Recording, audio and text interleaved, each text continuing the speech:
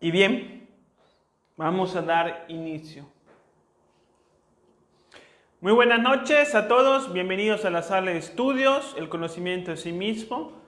Este curso Espiritualidad de Conciencia les da la más cordial bienvenida a la enseñanza espiritual compuesta por 50 temas donde entregamos los conceptos y los ejercicios más esenciales para despertar la conciencia y el autoconocimiento. En esta ocasión, esta semana, les vamos a presentar un tema que se titula El cambio radical. Tienen el panel de comentarios para que puedan poner todas sus opiniones o inquietudes.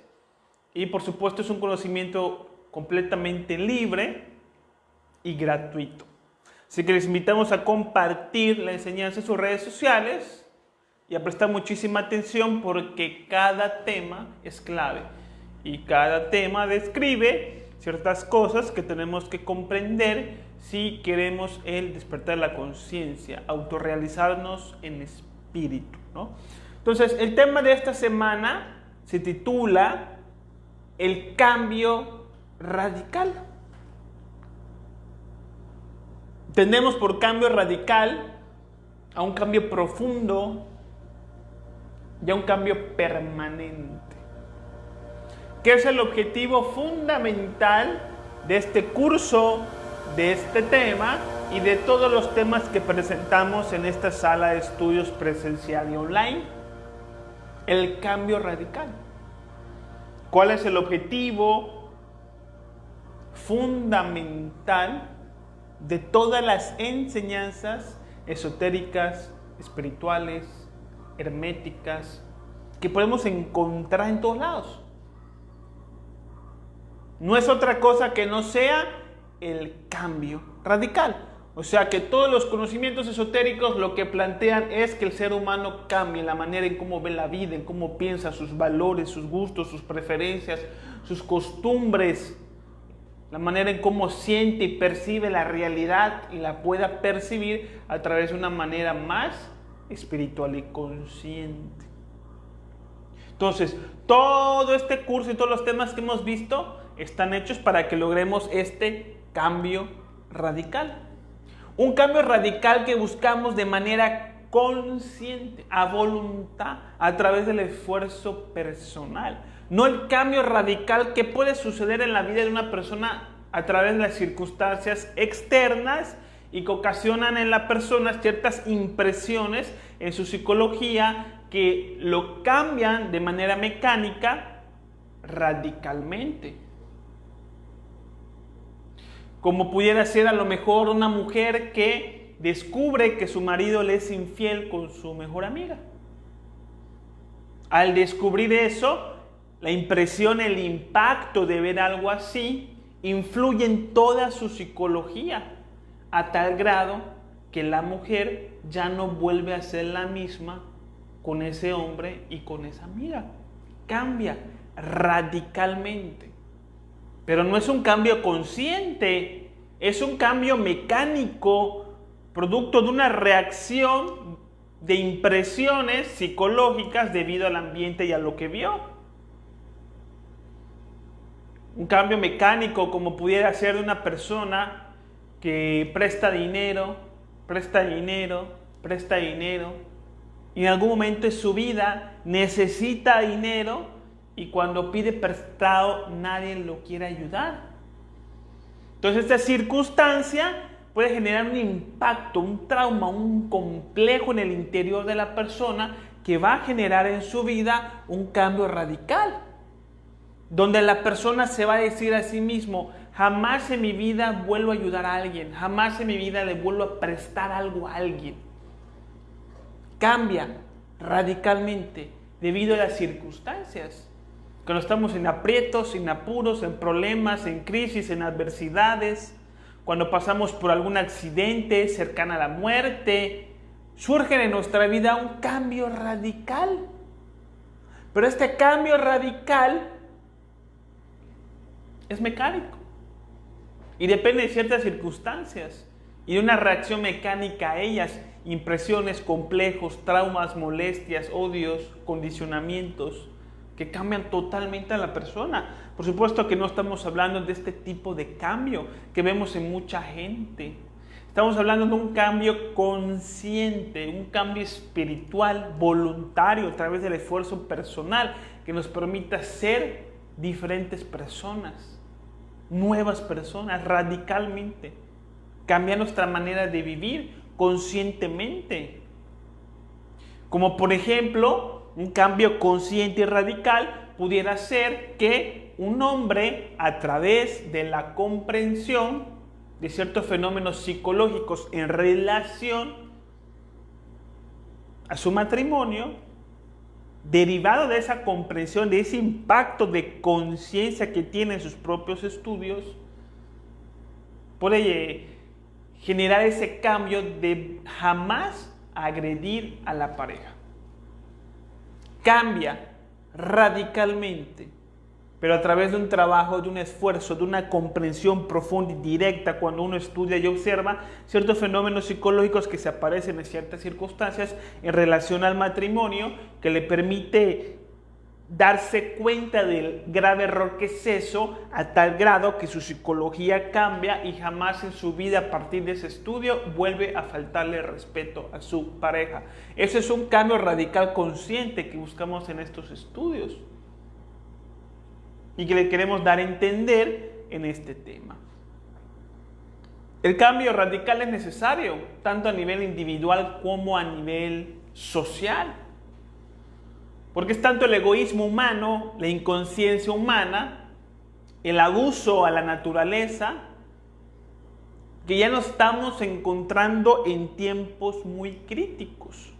No sé si ustedes lo saben, pero los científicos, a través de sus diferentes estudios, los científicos de la actualidad, comentan que más o menos para el año 2050, ya el planeta va a tener demasiada contaminación por diferentes motivos, que ya no va a ser muy habitable para todos. Que el ser humano, en la manera en cómo vive, se está autodestruyendo. Y que la afectación ambiental va a generar un caos en la vida del ser humano. Y esto no está muy distante de lo que se dicen en las diferentes culturas, en las diferentes religiones. Porque las diferentes culturas hablan del fin de esta humanidad, aunque no se habla de cuándo exactamente, se habla de un fin de la humanidad. Por ejemplo, en la India se habla del Kali Yuga. Kali hace referencia a la diosa de la guerra dentro de la mitología hindú. Y Yuga, que significa tiempo, tiempos de guerra, el Kali Yuga. Según el conocimiento hindú, ya estamos en el Kali Yuga, que son tiempos que pueden durar cientos de años, inclusive miles de años, de oscuridad, y que terminan por fin en que la humanidad se autodestruye a sí misma. Dentro de los conocimientos religiosos encontramos, por ejemplo, el Apocalipsis de San Juan, donde también se habla de un fin de la humanidad. Los japoneses, al menos en el estudio de Mahikari, le llaman el Raru-ro. Y así en las diferentes culturas, el calendario azteca, por ejemplo, que habla de la existencia y del fin de diferentes tipos de humanidades, de razas humanas.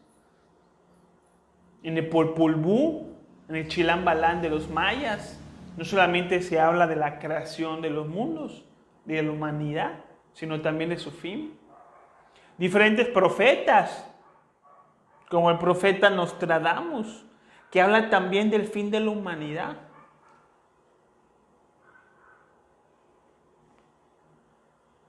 ¿Y cómo va a ser este fin?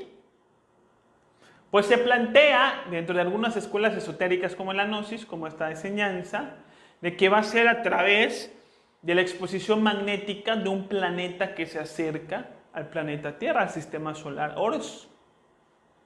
Este planeta se le conoce como Hercólubus. Dentro de la Biblia se le conoce como Ajenjo. Algunos científicos le llaman el planeta rojo. Los babilónicos le llamaban Nibiru. Entonces, se habla a veces de una manera como que muy ficticia de un planeta, de un cuerpo que se acerca lentamente a la Tierra y que puede colapsar energéticamente, magnéticamente, inclusive físicamente con él y desestabilizar completamente el planeta. Desestabilizar los polos, ¿sí? Lo cual genera un caos, volcanes en erupción, inundaciones, etcétera, y el fin de la humanidad. Y este fin no es el producto de otra cosa que no sea la manera en cómo el ser humano se comporta. Con los experimentos que hacemos con virus, con bacterias, con animales que crean nuevas enfermedades, con la prueba de bombas nucleares que hacemos en los océanos, ¿sí? Con la excesiva basura que creamos, pues por supuesto que vamos creando un entorno bastante tóxico que ha llevado al ser humano en la actualidad a comprar terrenos en la luna, porque ya se están vendiendo hectáreas en la luna, no sé si lo saben. Pues así. Entonces, por eso necesitamos un cambio radical antes de que lleguen los tiempos del fin. Porque como el Maestro Jesús lo comenta, que los tiempos del fin, el juicio final, vendrá como ladrón en la noche, cuando nadie se lo espera. Es importante para despertar la conciencia, si llegan estos días, pues hayamos aprovechado el tiempo aquí y hayamos hecho un buen trabajo. Lo que tenemos que conocer de la ciencia esotérica, en todos los conocimientos, círculos herméticos, es que el ser humano, o sea, se estudia al ser humano no como un hombre, sino como un animal racional. Si no se ve al ser humano como un hombre completo y total, sino como un animal pensante, un animal intelectual equívocamente llamado hombre, como decía el maestro Samael Aun Weor. En la antigua Grecia se hablaba muchísimo de esto y se comparaba al ser humano con un animal, simplemente un animal pensante. Y esa es nuestra realidad espiritual. Es que todavía no somos hombres completos o mujeres completas. Somos personas animalizadas. Somos animales pensantes. Aunque nos creemos hombres completos con voluntad absoluta, a través del estudio de sí mismo, uno puede constatar que uno es más un animal que un ser humano y que vive no de acuerdo a su conciencia, sino de acuerdo a sus instintos, ya que los instintos del ser humano vienen del reino animal. ¿Cómo se comporta un animal? A través de sus instintos. ¿Y qué es lo que hace el animal? Busca el placer instintivamente y huye del dolor. Busca el placer y huye del dolor. Y si estudiamos al ser humano, nos vamos a dar cuenta que vive de la misma manera. Lo que hacemos en nuestras vidas de manera personal es hacer lo necesario para poder tener acceso a los diferentes placeres que cada quien tiene. Y evitamos hacer las cosas que nos generan dolor, sensación de obligación, de responsabilidad. Y así vivimos nuestras vidas, sin conciencia, mecánicamente, instintivamente, como lo hacen muchos animales. Esto se estudia muy bien en la mitología griega a través del personaje del centauro. No sé si se ubican al centauro. El centauro en la mitología griega es una persona que es mitad humana y mitad animal.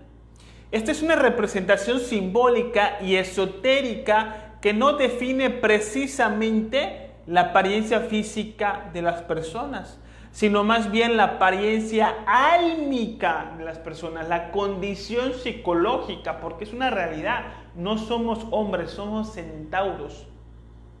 Nuestra psicología está animalizada, mitad hombres, mitad animales.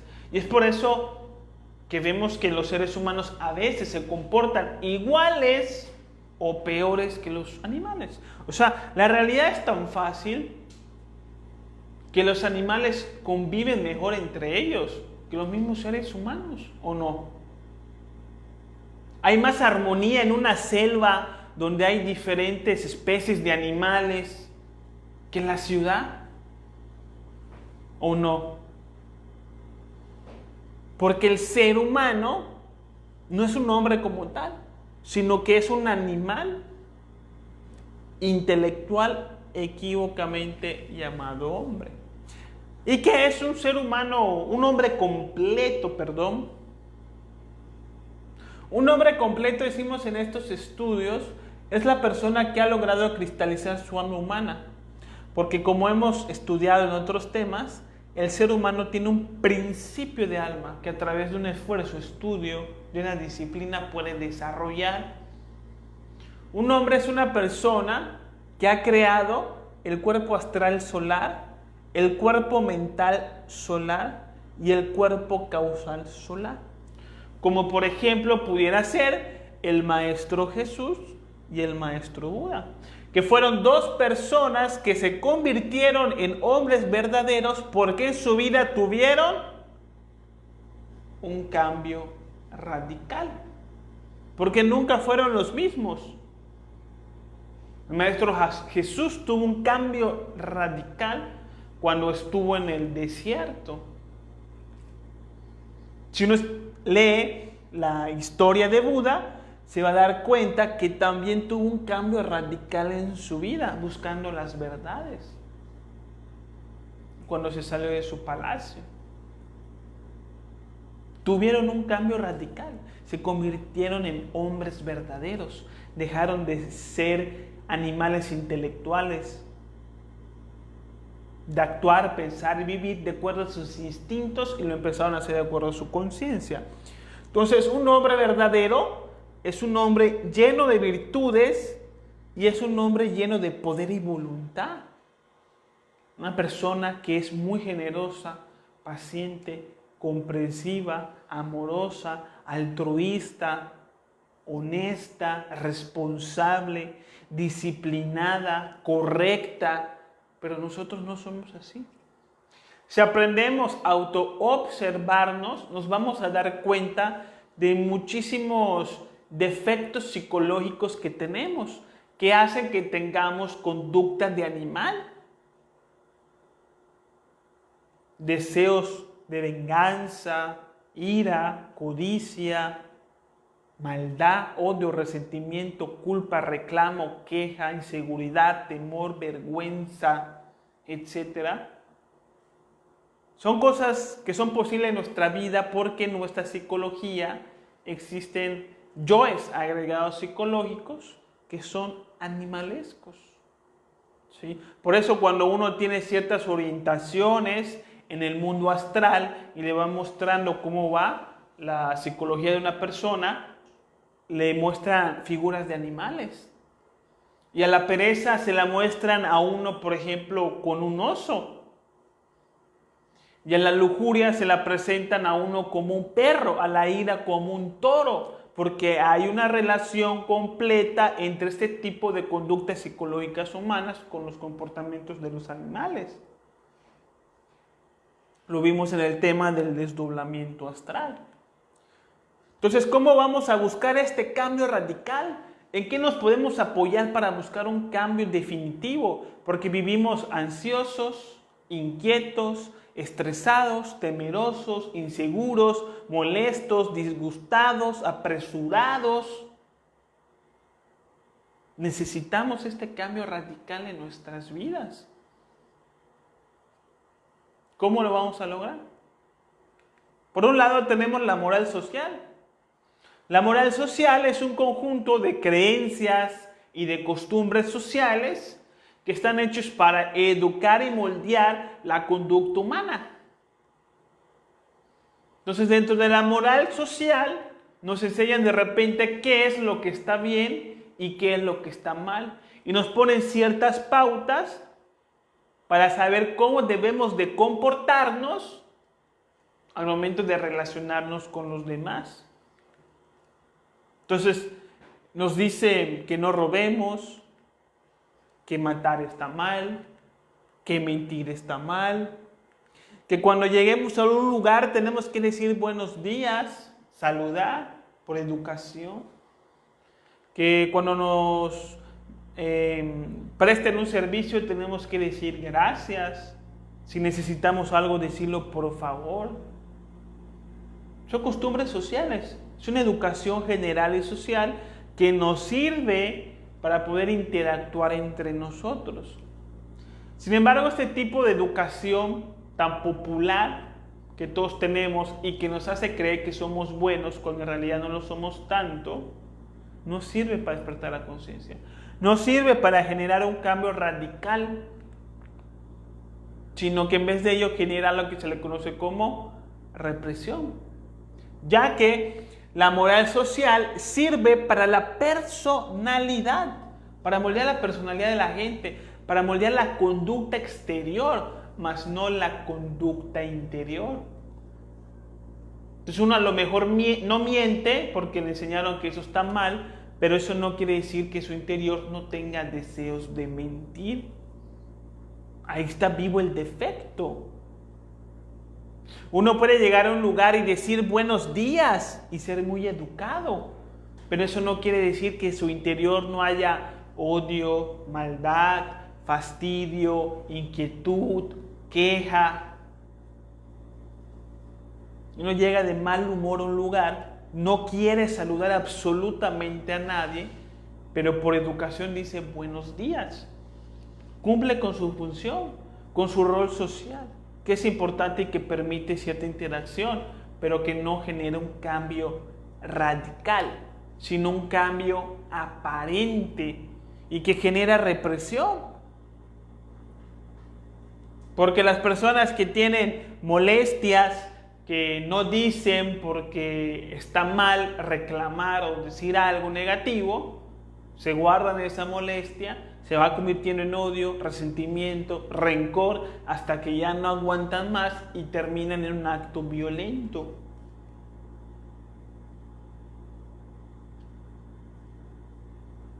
Entonces, la moral social no sirve en estos estudios para el cambio radical. ¿Qué tenemos que hacer?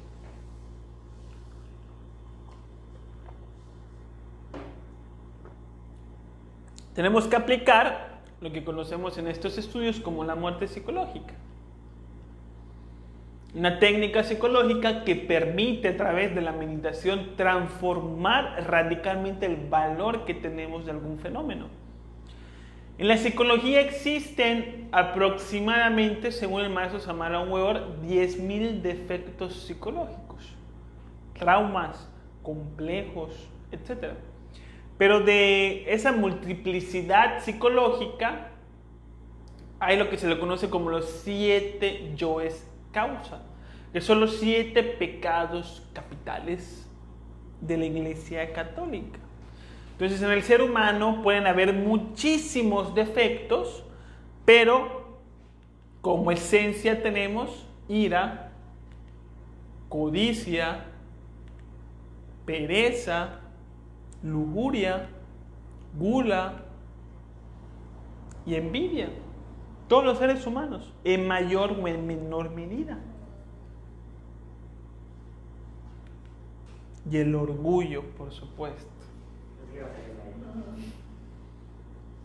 Entonces, lo que proponemos aquí es un trabajo espiritual, esotérico, hermético, porque es algo personal e individual, muy discreto, sobre los yoes causa, que nos van a permitir generar un cambio radical en nuestra vida a pequeña escala, que se puede notar después a gran escala.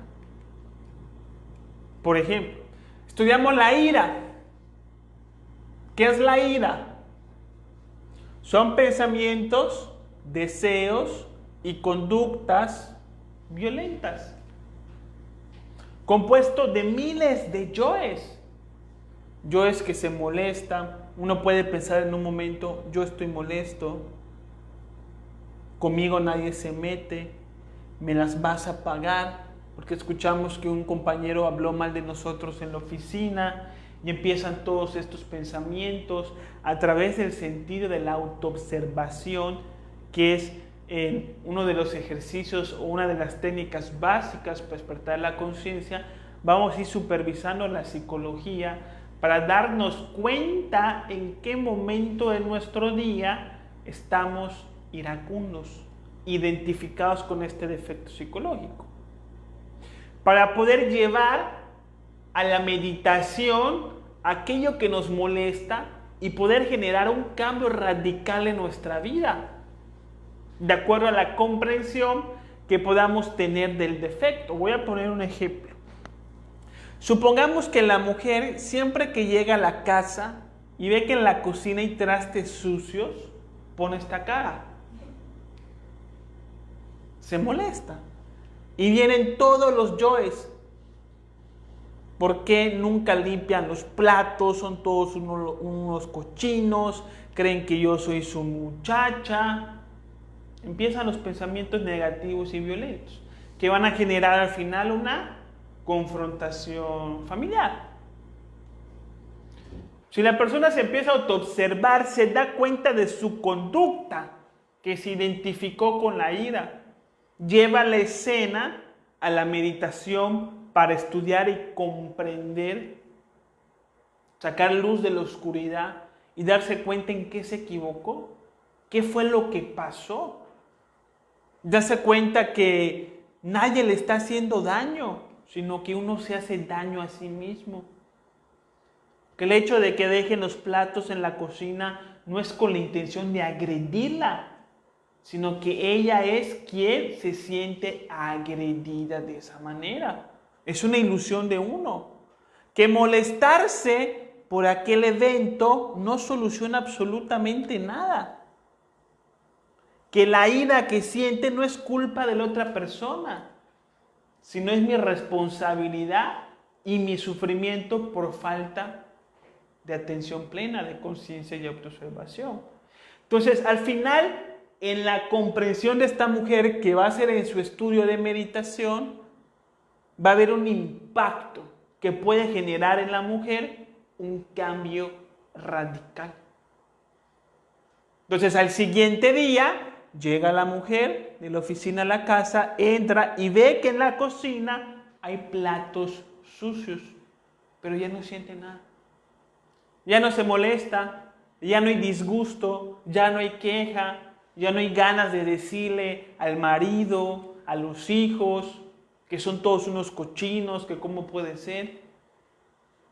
Ve una oportunidad para practicar el amor y poner orden en la cocina. Ya no siente ese odio, esa violencia, esa ira. Entonces decimos que en la mujer hubo un cambio radical. En esa escena, nada más, pero un cambio radical. Que si se suma a otros trabajos que a través de la autoobservación la mujer va haciendo en su vida personal, si la mujer tiene que ver, bueno, voy a trabajar con la ira, me autoobservo durante el día para darme cuenta qué es lo que me molesta.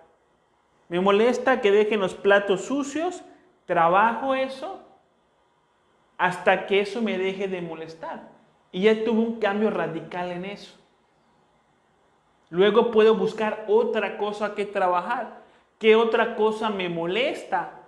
Que me hagan esperar. Me pongo a meditar eso hasta comprenderlo y que en esa comprensión hay un impacto en mi conciencia que cuando me vuelvan a hacer esperar ya no me moleste, ya no sienta nada. Y así me voy. Este es el verdadero despertar de la conciencia que buscamos en estos estudios. Es ciencias herméticas porque es algo individual, personal y completamente discreto. No le van a dar a uno un trofeo, no le van a aplaudir, no le van a dar reconocimientos, grados.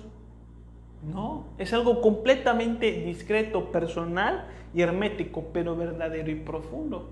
Hay que trabajar sobre la ira y para eso primero tenemos que proponerlo. O sea, me tengo que proponerme a mí mismo trabajar con mi ira. Para eso tengo que darme cuenta qué es lo que me molesta y para eso tengo la técnica de la autoobservación. Y para liberarme de ese condicionamiento tengo la meditación. Entonces, cuando logro esto en mi vida, este cambio radical, me siento más libre, me siento mejor. Sigue pasando las mismas cosas, pero ya no me hacen daño. Entonces experimento lo que es el despertar de la conciencia y el cambio radical. Tenemos la codicia, todos los seres humanos tenemos la codicia, ¿sí? Que son unos agregados psicológicos, pensamientos, deseos y conductas que no nos permiten compartir lo que tenemos, que nos generan un dolor en el estómago cuando tenemos que dar algo, según las circunstancias en las que nos encontremos. Entonces, a través de la autoobservación, voy a descubrir todos los yoes que hacen a la codicia. Yo pienso que no tengo, yo siento dolor al gastar, yo pienso que otro debe de compartir, no yo. Yo deseo algo a toda costa, que también es codicia. ¿Sí? Entonces, enfermo un familiar, hay que dar cooperacha y siento mi codicia si me estoy autoobservando. Unos yoes que me dicen que no tengo, que yo por qué tengo que dar, si que lo de mis primos, es mi tía, que ella la ayuden, que no sé qué, que por aquí, que por allá. Ahí está la codicia. Normalmente las personas no la ven porque no se autoobservan. Y entonces, a través del estudio de mi propia codicia en relación a algo, puede ser, por ejemplo, dar caridad, ayudar al vecino, a lo que sea. No solamente la codicia está relacionada con el dinero, sino también está relacionado con el tiempo, también está relacionado con el conocimiento, porque de repente sé algo que el otro no sabe y que necesita saber, pero no se lo digo, porque pienso que ese conocimiento es para mí, no para él. Yo me lo gané, no se lo voy a dar y me lo quiero guardar. Hay codicia de conocimiento. Pasa mucho en la oficina, donde el compañero está en problemas, que no sabe cómo resolver, que nosotros ya sabemos resolver y no le decimos nada, nos hacemos a los ciegos y lo dejamos ahí. Ahí está la codicia. Comprensión, ayudar a otros me ayuda a mí mismo, por ley del karma y de dharma. Ojo, no es lo mismo decirlo que comprenderlo en una meditación. Lo importante no es cuánto tienes, sino cuánto das. Esto es lo que te define como persona. Y cuando te das cuenta, te abres mucho más a compartir.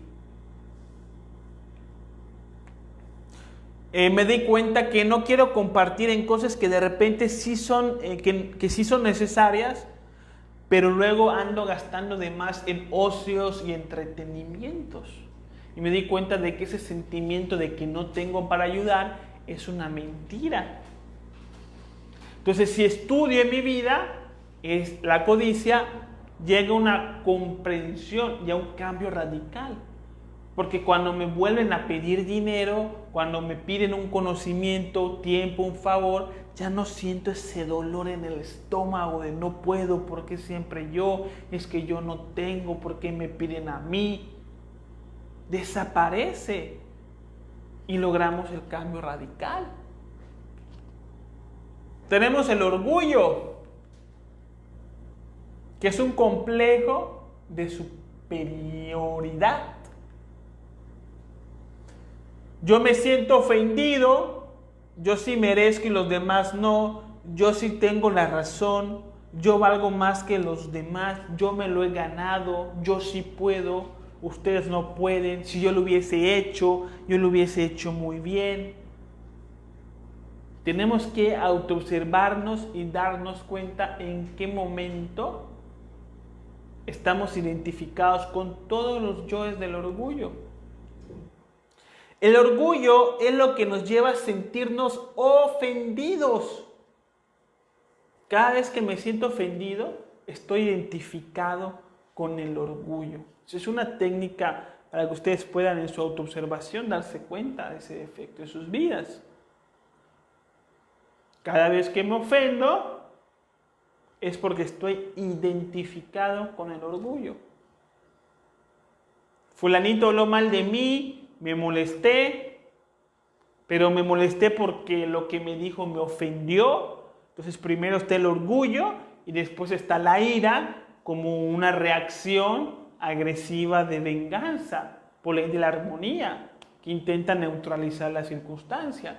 Me vengo, le hago algo para que no se vuelva a meter conmigo, un intento de neutralizar.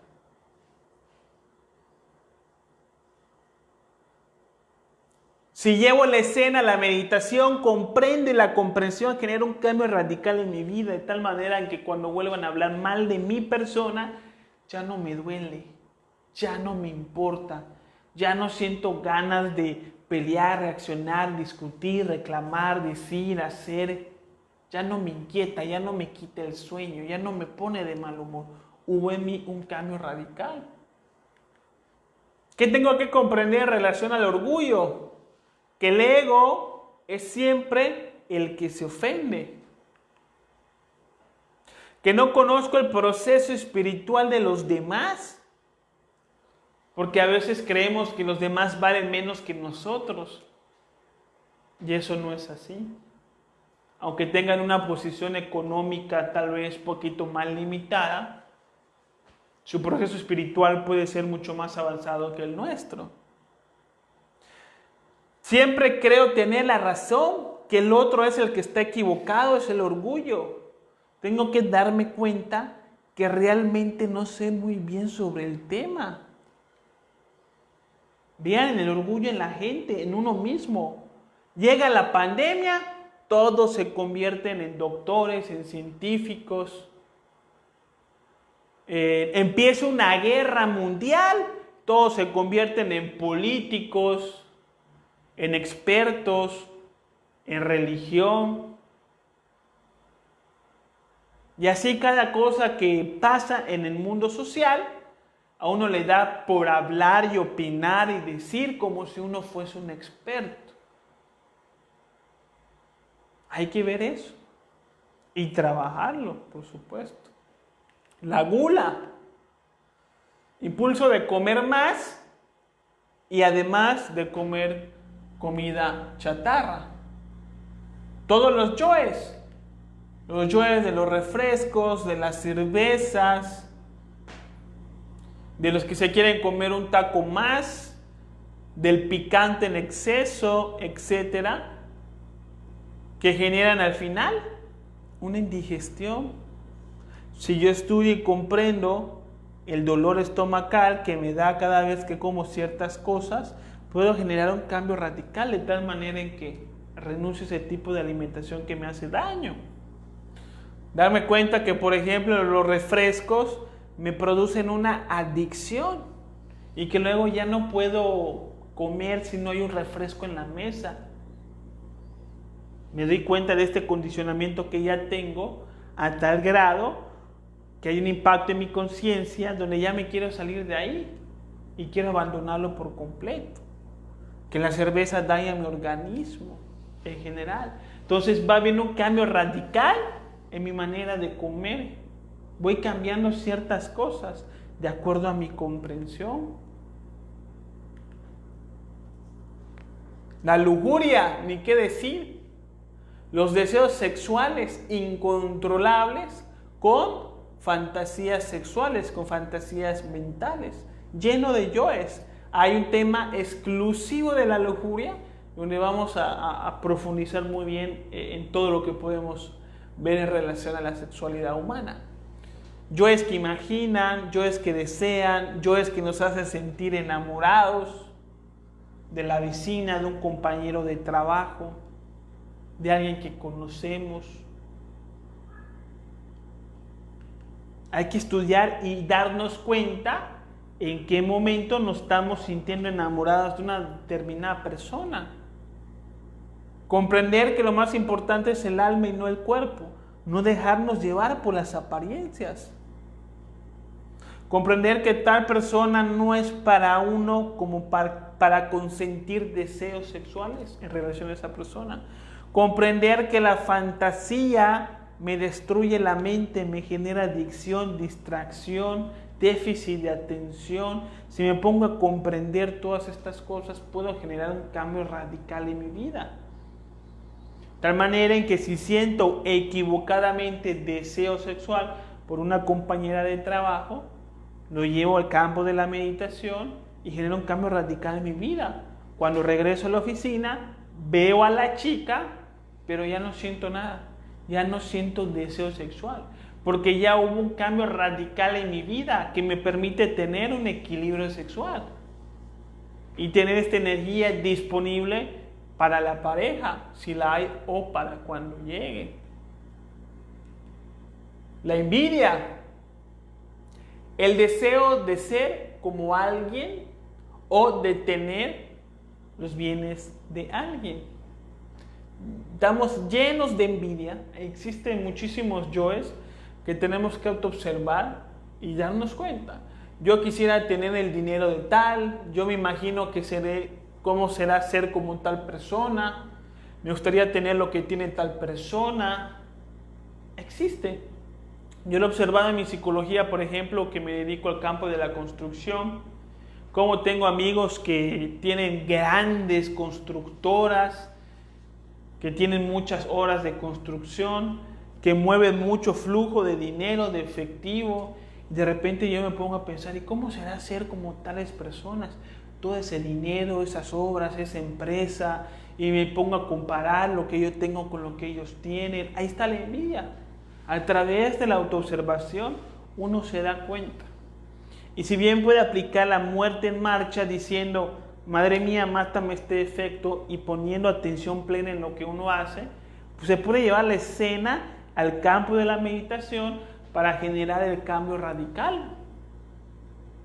De tal manera en que tal persona ya no me cae mal, porque me di cuenta que me caía mal porque le tenía envidia, porque quería tener lo que esta persona tiene. Pero cuando me di cuenta que lo que uno tiene está en relación a lo que necesita para su evolución espiritual y no para los caprichos de su personalidad, ¿sí? La vida, de acuerdo a la ley del karma, le da a la persona la condición existencial que necesita para poder aprender y despertar la conciencia. Cada quien tiene lo que necesita para vivir. De lo contrario estaría muerta, ¿no es cierto? Todos tenemos lo que necesitamos por ley divina para despertar la conciencia, no para presumir o para destacar, eso es otra cosa. Cuando me di cuenta que la riqueza la obtenemos cuando aprendemos a sentirnos felices y plenos sin tanta cosa, sin tanto materialismo. Rico no es el que más tiene, sino el que menos necesita. Cuando me di cuenta que lo material realmente no nos puede dar la felicidad, podemos dejar de envidiar, de tener la envidia a las personas que tienen mucho dinero, muchas propiedades, cosas de lujo. Viene un cambio radical en nuestras vidas. Pero todo esto lo vamos a hacer a través del sentido de la autoobservación. O sea, que aquí yo les planteo un ejercicio. El ejercicio de que ustedes en su vida, a través del ejercicio de la autoobservación, puedan darse cuenta en qué momento están identificados con la ira, con la pereza, con la gula, con el orgullo, con la envidia, con la lujuria, y puedan meditar en las escenas que sacaron estas conductas, deseos y pensamientos y generen en sus vidas un cambio radical. O sea, uno se lo tiene que proponer. Una persona que se empieza a autoobservar empieza a cambiar, indiscutiblemente. La manera en cómo camina, cómo habla, cómo se sienta, en lo que hace, en lo que dice, se nota enseguida cuando una persona se está autoobservando, cambia. La autoobservación es el eje central de toda la enseñanza. Y si queremos el cambio radical, es la autoobservación la clave para este cambio. La que nos va a dar la oportunidad en una circunstancia de ser diferentes. De que cuando nos agredan, no reaccionar y agredir también, sino mantener una calma. Ahí está el cambio radical en un ser humano, que se consigue a través de la autoobservación, complementada a la meditación, que nos va a permitir obtener ese impacto en la conciencia que va a hacer que ya veamos la vida de una manera diferente. Impacto a cuando una persona, por ejemplo, se siente mal y va al doctor y le dice: usted tiene cáncer y tiene un cáncer muy avanzado, ya no hay remedio, le quedan como 6 meses de vida, o sea, le dan una noticia hacia una persona. Eso le puede generar un impacto en su conciencia, en su psicología, que le puede generar un cambio radical. Que a lo mejor de pasar a ser una persona alegre, empieza a ser una persona triste, deprimida por la noticia que le dieron. Necesitamos ese nivel, esa fuerza de impacto, pero en relación al despertar de la conciencia, voluntariamente, a través de la meditación, del estudio, decir, cuando me doy cuenta de todo lo que hay detrás, cuando soy egoísta, mentiroso, interesado, lujurioso, codicioso, cuando no le quiero pagar a mis empleados un sueldo digno, sus horas extras, lo mucho que perjudico a su familia, y me pongo a ver todo eso, surge un impacto que me va a llevar a actuar de una manera diferente en la vida, a ver la vida de una manera diferente, que es al final el fin esencial de cualquier grupo esotérico. Y bien, ¿qué preguntas quedan? May nos pregunta, voy a repetir para que se escuche en el micrófono, que si debemos dejar que el autoconocimiento influyan factores externos.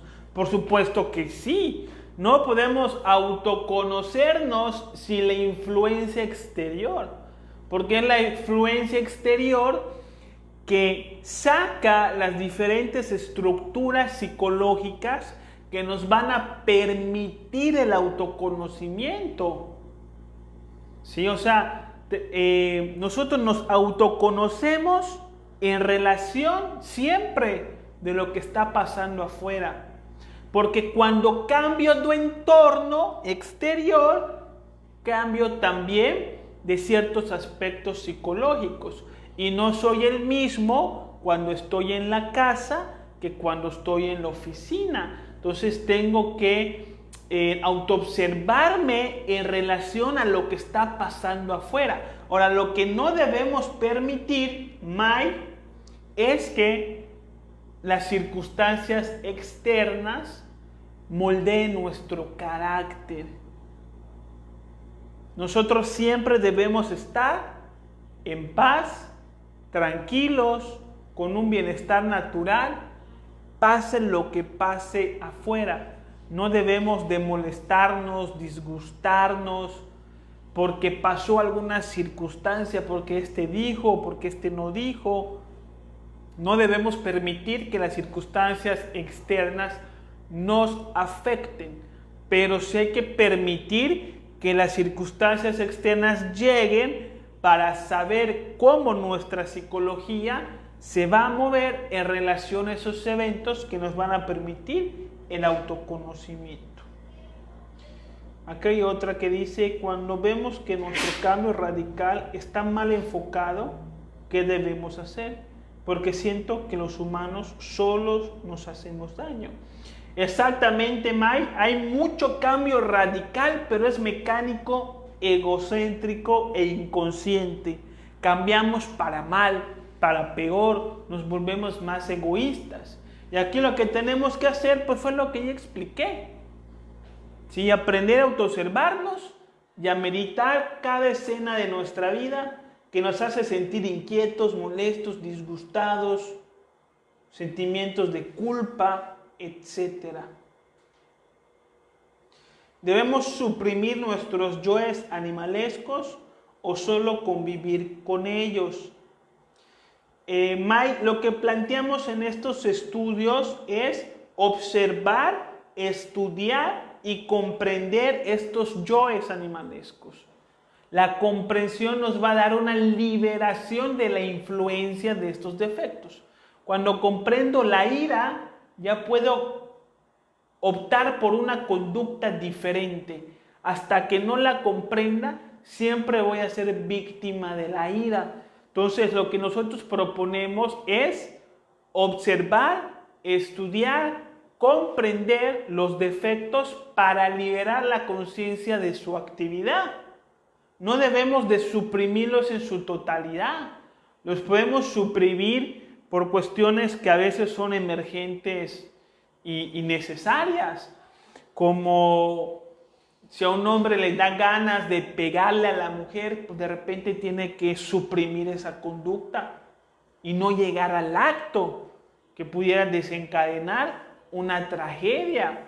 Pero la persona no se puede quedar ahí, tiene que estudiar, comprender y liberar la conciencia de la ira para que jamás vuelva a sentir ese deseo de agredir a la pareja. Eva dice, ¿y qué hay de los que nos están obligando a vacunarse? Bueno, Eva, pues ahí hay que buscar maneras. Cada país es diferente y hay que buscar maneras. Viva México. Anthony de Melo dice, tener sentimientos de humano. Lo que hay que observar es lo que vamos a hacer con ellos. Sí, Eva, por supuesto, pero lo interesante aquí es que los sentimientos humanos pueden cambiar, pueden evolucionar de acuerdo al trabajo que uno va haciendo en el mundo interior. Ciertamente, como dice Anthony de Melo, hay que observar y discernir entre lo que conviene y lo que no conviene y tomar una decisión. Pero también es posible eliminar sentimientos negativos. También es posible eliminar pensamientos negativos. Entonces, cuando a través de los ejercicios descubrimos que es posible eliminar defectos, nos vamos a dar cuenta de que no solamente consiste en observar y no dejarnos llevar por su influencia, sino también en erradicarlos de nuestro mundo interior. Sí, nos preguntan que si la lujuria aplica con la pareja, por supuestamente que sí. Uno puede tener deseos, pensamientos, ilusiones, fantasías sexuales en relación a su pareja que le van a degenerar la mente como si estuviese imaginando a otra persona.